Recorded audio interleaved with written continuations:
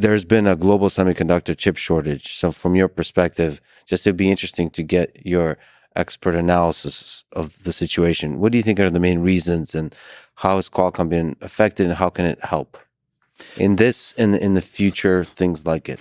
Okay, that's a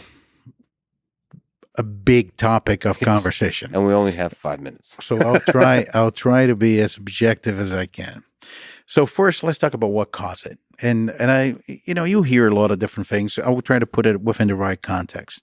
The first thing that caused it really is the acceleration of digital transformation of pretty much everything in every industry. Every industry has been digitally transformed. And as such, the amount of semiconductors that are required is much larger.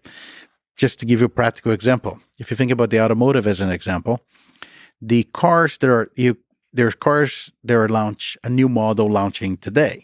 The new model launching today most likely has 10x the amount of chips of the prior model. And the model that people working on this coming in next, probably 10x that one. Yeah. So you see the amount of silicon, and then billions of things become smart. More and more data goes to the cloud. The data center grows. So the floor for semiconductor consumptions went up by a lot. Then you have things that aggravated this. The pandemic aggravated this. There's a couple of trends from the pandemic. The enterprise transformation of the home. The home became an enterprise, massive amounts of upgrades on broadband and IoT. The office has changed to the way we work now, including the ability to support collaboration tools and video.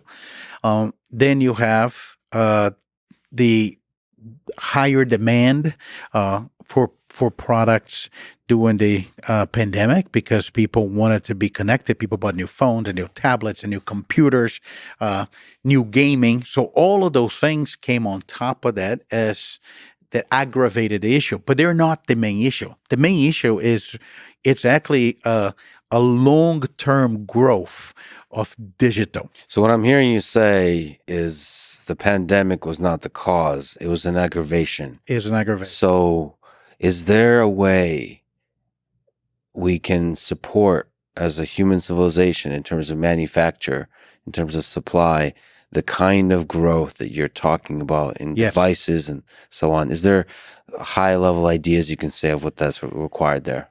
Yes, and I think that's the second part of the answer. So what's happening now? How are we going to get out of this? So we see a lot of capacity investments put into place by the industry. We had invested a lot with our suppliers.